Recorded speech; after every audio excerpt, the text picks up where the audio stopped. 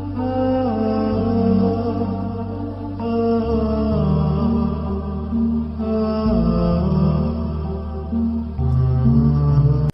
اللہ الرحمن الرحیم۔ آج موجودہ دور کے اندر ہر دوسرا تیسرا شخص مختلف پریشانیوں کے اندر گھرا ہوا ہے، اور وہ پریشانیاں یا تو موجودہ کمر توڑ مہنگائی کی وجہ سے ہے، اور یا پھر ایک پریشانی کا سبب انسان کے اپنے گناہ بھی ہیں، اور جن گناہوں کی وجہ سے انسان کی زندگی بے چینی کی زندگی گزر رہی ہے، اور کوئی زندگی کے اندر سکون نہیں ہے، اطمینان نہیں ہے، بے برکتی ہے، ڈپریشن اور ٹینشن والی زندگی گزر رہی ہوتی ہے۔ ایک تو یہ پریشانی ہے، اور بالخصوص جو دوسری پریشانی ہے وہ یہ ہے کہ مہنگائی کی وجہ سے، معاشی حالات کی وجہ سے ہر دوسرا تیسرا شخص پریشانی میں آپ کو نظر آئے گا اس وقت۔ اور جہاں اس قدر مہنگائی ہے، وہاں جو لوگ کام کرنے والے ہیں، جو مزدوری کرنے والے ہیں، فیکٹریوں کے اندر کام کرنے والے جو افراد ہیں، ان کی تنخواہیں پہلے جیسی ہیں، یعنی اس کے اندر کوئی بڑھوتری یا اضافہ نہیں ہوا، اور اس طرف سے ہر چیز مہنگی ہو گئی، اور کھانے پینے کی چیزوں سے لے کر اشیاء خرد و نوش سے لے کر راشن اور سبزیاں اور ہر چیز الغرض جس جس کا نام لیا جائے وہ ساری چیزیں مہنگی ہو گئی ہیں۔ ایسے میں جو ہمیں اپنا کردار ادا کرنا ہوگا وہ دین کی طرف، دین کے حوالے سے، کہ ہمیں اللہ تعالیٰ کی طرف رجوع کرنا ہوگا۔ میں اس حوالے سے مختصر دو چار وظائف ہیں اور بہت زیادہ قابل عمل ہیں، اور وہ ایسے وظائف ہیں کہ انشاءاللہ العزیز میں دعوے سے کہتا ہوں کہ اگر ہم پابندی کے ساتھ ان وظائف کا اہتمام کریں گے تو انشاءاللہ العزیز آپ یہ دیکھیے گا کہ آپ کی زندگی کے اندر برکت آنا شروع ہو جائے گی، آپ کی زندگی کے اندر سکون آنا شروع ہو جائے گا، آرام آنا شروع ہو جائے گا، اور وہ جو ڈپریشن اور بے چینی اور بے قراری والی جو کیفیت ہوگی نا، انشاءاللہ وہ ختم ہوتی چلی جائے گی۔ تو سر دست آپ سن لیجئے، سب سے پہلا کام جو ہم نے کرنا ہے وہ یہ ہے کہ فجر کی نماز کے بعد اور مغرب کی نماز کے بعد یہ وظیفہ ہم سب نے پڑھنے کا اہتمام کرنا ہے 7 مرتبہ۔ وہ وظیفہ کیا ہے؟ حسبی اللہ لا الہ الا ہوا علیہ توکلت وہو رب العرش العظیم۔ 7 مرتبہ فجر کی نماز کے بعد اور مغرب کی نماز کے بعد ان کلمات کا ہم نے ورد کرنا ہے۔ اسی سے ملتے جلتے اور بھی الفاظ ہیں کہ حسبنا اللہ و نعم الوکیل، نعم المولا و نعم النصیر، یہ بھی ہیں۔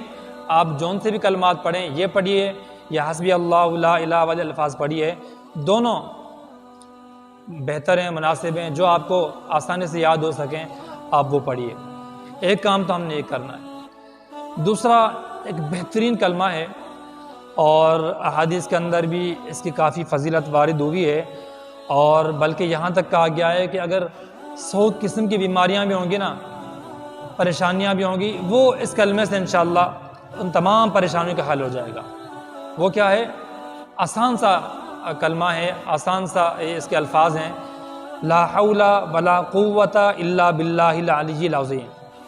لا حول ولا قوت الا باللہ العلی العظیم۔ تیسرے کلمے کا یہ جو ہے نا آخری یہ الفاظ ہیں، ان کے بھی پڑھنے کا ہم نے اہتمام کرنا ہے،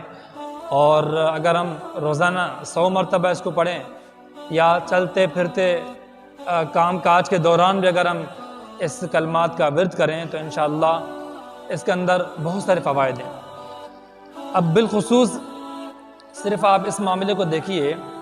کہ جو پہلا وظیفہ میں نے بتایا اس کے اندر بھی جو اس کا جو مطلب اور خلاصہ نکلتا ہے، اور اس لا حول ولا قوت کی کلمہ کا جو خلاصہ نکلتا ہے وہ یہ ہے کہ انسان اپنے آپ کو اللہ تبارک و تعالیٰ کے سپرد کر دیتا ہے، اللہ تعالیٰ کے حوالے کر دیتا ہے، اور گویا کہ انسان یہ کہہ رہا ہوتا ہے کہ اے اللہ، یہ جو میں اس وقت معاشی پریشانیوں کا شکار ہوں، یا گناہوں کی وجہ سے ایک گٹھن والی زندگی میں بسر کر رہا ہوں، الغرض XYZ کوئی بھی مسئلہ درپیش ہے اور اس کی وجہ سے پریشانی کا میں شکار ہوں،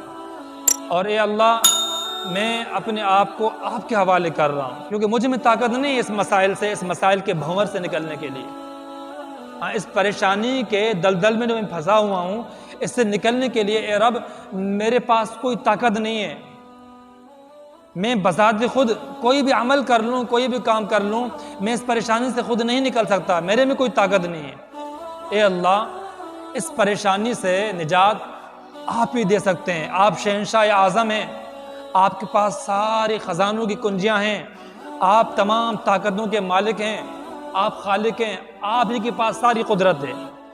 تو گویا کہ جب انسان اپنے آپ کی بالکل نفی کر دیتا ہے، اپنے آپ کو بالکل ختم کر کے اپنی عاجزی کا، تواضع کا اظہار کر کے اللہ پاک کو، اپنے آپ کو اللہ پاک کے حوالے کر رہا ہے، اور زبان حال سے یہ کہہ رہا ہے کہ اللہ میں تمام اپنی حالت کو، اپنی تمام زندگی کو، میں اپنی تمام کیفیت کو، اور جس کیفیت سے میں اس وقت گزر رہا ہوں، اے اللہ میں اس تمام حالات کو آپ کے سپر کر رہا ہوں۔ اے اللہ میری اس کیفیت سے نجات دلانے کے لیے آپ ہی کی ذات کافی ہے، آپ ہی اس پریشانی سے مجھے نجات دلائیں گے۔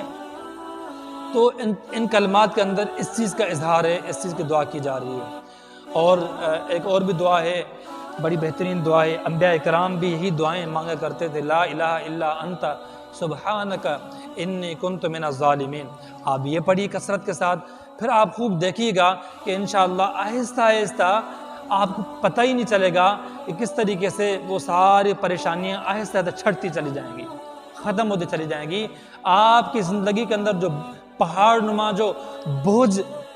آپ محسوس کر رہے ہیں نا، وہ آہستہ آہستہ ہٹتا ہوا چلا جائے گا، اور انشاءاللہ آپ اپنے آپ کو ہلکا پھلکا محسوس کرتے چلے جائیں گے، اور زندگی کے اندر سکون اور آرام آتا چلا جائے گا۔ اسی طرح بزرگ یہ بھی بتاتے ہیں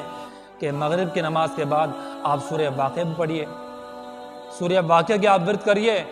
جو رزق کی تنگی ہے انشاءاللہ وہ ختم ہوتی چلی جائے گی۔ تو ان چیزوں کا اگر ہم اہتمام، خاص طور پر ہم دعاؤں کا بھی اہتمام کریں، اگر دعا کا بھی ہم اہتمام کریں اور اللہ پاک سے مانگیں، تو انشاءاللہ یہ جو بھی پریشانیاں ہیں، دنیا کے لوگ کچھ بھی نہیں کر سکتے، ہر چیز کا حل اللہ تعالیٰ کی ذات کے اندر ہے۔ اللہ تعالیٰ کی ذات اگر چاہے، اللہ تعالیٰ آپ کی تڑپ کو دیکھ رہا ہے، آپ اگر سچے دل کے ساتھ توبہ کریں گے گناہوں سے اور اللہ پاک سے رجوع کریں گے، تو انشاءاللہ ان تمام پریشانیوں سے نجات لازمی ملے گی۔ کوشش کریں کہ یہ مختصر سے چند وظائف ہیں، ہم ان کا اہتمام کریں تو انشاءاللہ اہتمام سے برکتیں حاصل ہوں گی۔ دعا ہے کہ اللہ تعالیٰ عمل کی توفیق نصیب فرمائے۔ وآخر دعوانا ان الحمدللہ رب العالمین۔